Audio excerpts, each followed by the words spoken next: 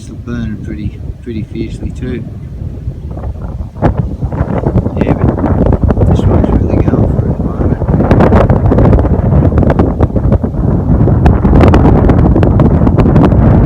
A few people are getting nervous, I think. Hi, it's Lynn and Wayne here, and we're doing veranda time this morning, and our topic today is fire season, which is appropriate to Australia at the moment. We've got a few things we've thought about concerning fire season.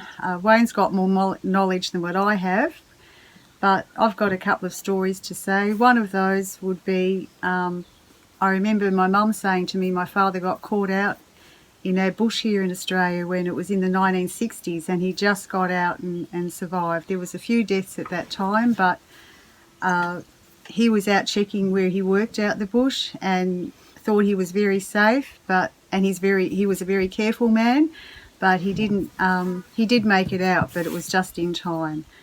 Wayne and I have been through a couple of fires here on the farm too that didn't come too close to us, but close enough that we were very uncomfortable.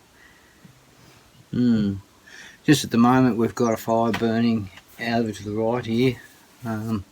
Show you a little picture of that later on, but yesterday was a really hot, windy north wind, windy day yesterday, and there was a few fires got started, some by lightning. There was one across the flats from us. We don't know how that got started yet, but it was before any lightning, so we haven't heard yet. But and there was a report of one just up in the bush that I showed you where I was slashing the other day, but I think that might have been a hoax. The fire trucks came down there, but I didn't see any fire around. Yeah, the guys up in Queensland and northern New South Wales, Queensland, they're doing it pretty tough at the moment. They've got bad fires up there. A lot of lives have been lost. It's terrible. But yeah, we're just on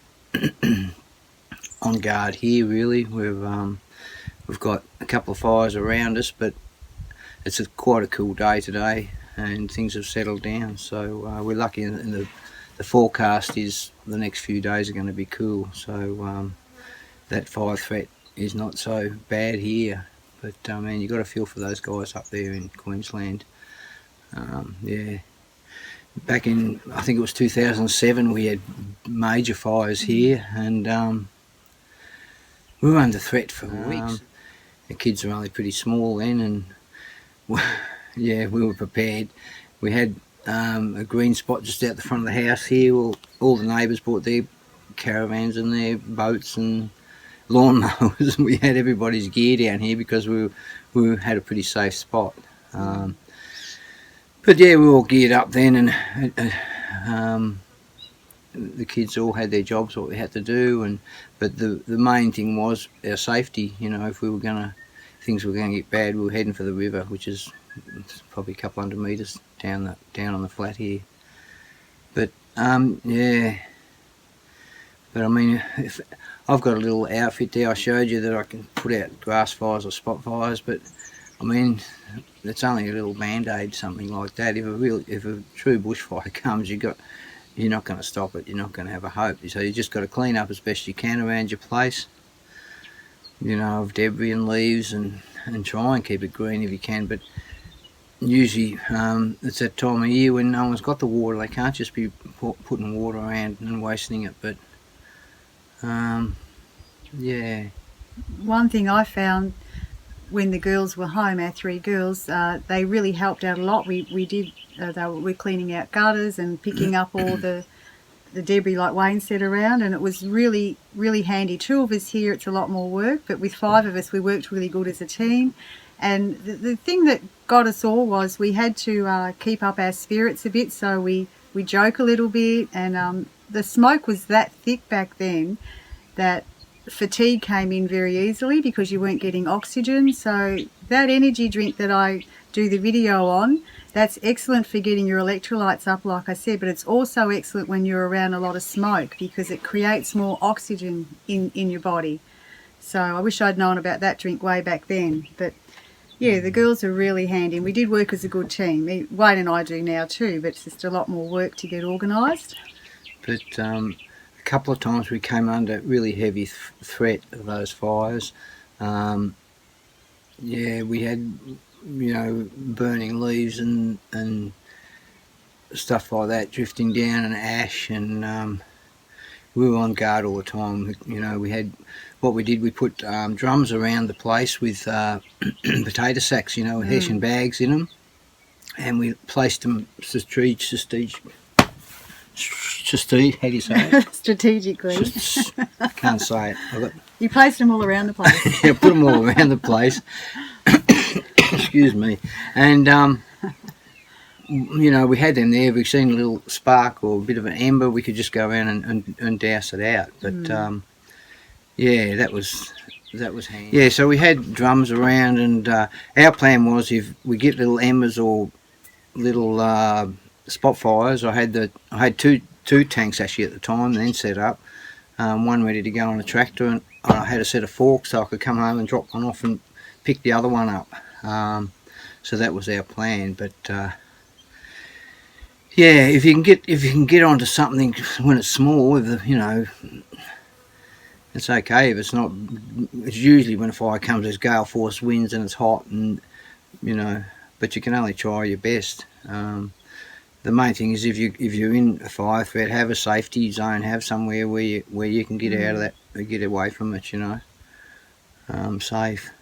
I know a couple of people around here that have got underground bunkers and things like that, but we haven't, because we've got the river right there, and we are pretty fire safe here, really. It's the only thing for us is the threat of ember attack, and that's why I've got little pump set up and that to get around quickly and put anything out like that. If you can get things when they're small, I used to work on the summer crew of the Forest Commission, it was called back then, in the bush. Every summer I used to work on a fire crew, and there's a crew, I think it was 15 or 18 of us, and that was specifically our job, was to get in early when there was a fire, a lightning strike or a fire reported somewhere. We used to be the first guys in. We'd be in on the ground with hand tools, rake hoes and chainsaws and stuff like that, and we'd work putting the brake around that fire as quick as possible before it got big. Yeah, so that's the thing. Once these fires get raging and going, I mean, everybody's seen what it's like. It's just, yeah, but on our property, that's our only thing we can do, is try and put out little fires before they turn into big ones. But from the other direction, from the northwesterly direction, that's where the fires, that's where we're under the main threat from fire. And back in those last big fires, a couple of times it really brewed up, and we thought, oh boy. In the middle of the night I had the irrigation pump going with sprinklers going around the house, and both times it was coming straight for us, and we had a wind change. It was unbelievable. And up the back of our place here, I think I've showed you up on the ridge at the top of our place, there's a road goes along that ridge, and it was like a drive-in theatre. There was that many people up there observing the fire. And that's another thing too. You get a fire and so many people just come around, drive around, and it clutters the roads up. And this fire over the back here, last night, we didn't drive up there because we knew there was trucks and stuff working. But I know that's always been an issue around here. If there's a big fire somewhere and people come, I guess they're just interested, or I don't know what it is, but if you can't do anything, it's no good cluttering up the road with more vehicles, people just sightseeing. It just hampers things. Yeah, so anyway, that's about all I can think of at the moment. It's starting to warm up here. The sun's coming out and it's starting to get hot again. But we can see this fire over here starting to kick into gear a little bit again now. So we've got a fair few little jobs we want to do around the place just to get ourselves prepared. But we're not under any threat at the moment. But you just don't know this time of year how quickly things can change. And yeah, we really feel for those guys up in Queensland. There's one guy Lynn's been talking to, Dragon. He's got a channel called Aussie Survivalist, and he's right in the thick of things at the moment. And yeah, we know how they feel, because when we're under the threat here, it just seemed to go on forever and ever, and it was so draining and stressful. So we wish them guys all the best. Yeah. Anyway, we'll get going now, and we've got to go and do a few little jogs around the place.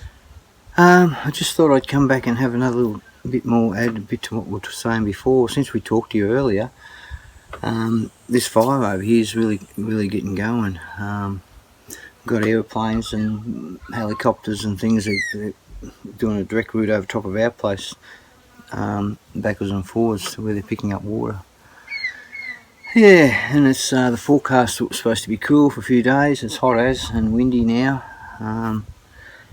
Yeah, but anyway, one thing I did want to mention before, I forgot about it, was when we had the big bushfires here, we had a couple of times that in the middle of the day it went pitch black from the smoke, and it just went dark. It was like night, and there were some guys up here in just up country bit from us that they were out. They've been on that farm all their lives, and they got lost in the paddock. They got disorientated. They couldn't see. Excuse me. And luckily they found a fence that they knew led back to their home, so they got back to safety.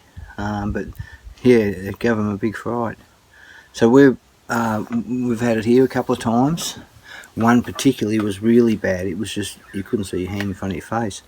And so we schooled the girls that if that happened and we got separated or disorientated, our plan was to get them out of here, the girls and Lynn, if things get bad. But we thought, well, just in case we get caught out or something, you never know. They know to head to that river, so they could follow the fences. They could follow our yard fence. We've got a fence leading off that to the river, and my water main from irrigation was along that fence also. And we gave them an umpire's whistle each we hung around their neck. So I run around here for weeks with a whistle around their neck. So we said, if we get separated and you can't find your way and it's dark, start blowing the whistle till we come and find you. So we drilled that into them, but thankfully that never happened. But that was only just if in dire emergencies, if we got caught out, because everybody knows how fast fires can move, and people do get caught out quite often. So yeah, that was something I just wanted to mention. But